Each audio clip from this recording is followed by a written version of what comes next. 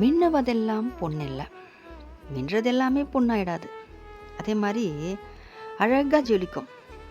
பார்க்குறதுக்கே அவ்வளோ அழகா இருக்கும். அது தங்க நகை ஆயிடுமான்னு கேட்டா, கிடையவே கிடையாது. இப்பல்லாம் தங்க நகைக்குமே, போலி நகைக்குமே வித்தியாசமே தெரியல. ஏன்னா, தங்கத்த விட போலி நகை ரொம்ப அழகா செஞ்சுடுறாங்க. அவ்வளோ அழகா இருக்கு அது பார்க்கறதுக்கு. நம்ப வெளுத்ததெல்லாம் பாலுன்ற மாரி தான். வெளுத்ததெல்லாம் பாலுன்ற மாரி தான் நமக்கு மனசு.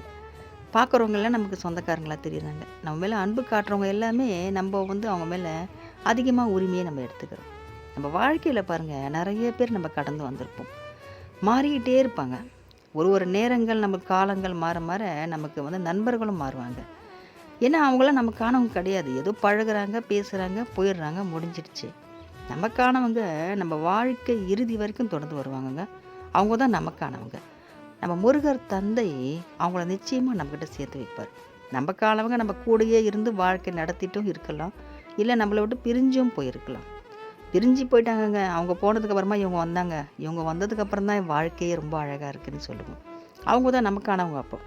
போனவங்க நமக்கானவங்க இல்ல. ஆனா சில பேரோட வாழ்க்கையில எத்தனை பேர் வந்தாலும் சரிங்க. நம்மள விட்டு போனாங்க பார்த்தீங்களா ஒரு அன்பு.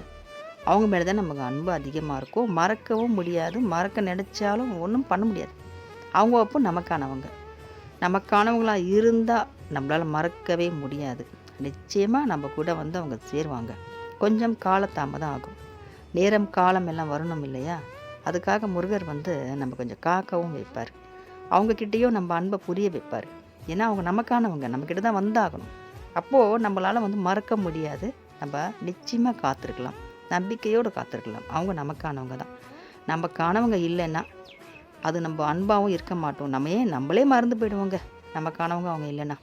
மறந்துட்டு அடுத்த ஆள் யாருன்னா நல்லவங்க நமக்கு கிடைப்பாங்களா அப்படின்னு தான் நம்ம இருப்போம். ஏன்னா நம்ம மேலே நம்ம தவறு கிடையாதுங்க. அது நமக்கானவங்க தான் நமக்கு.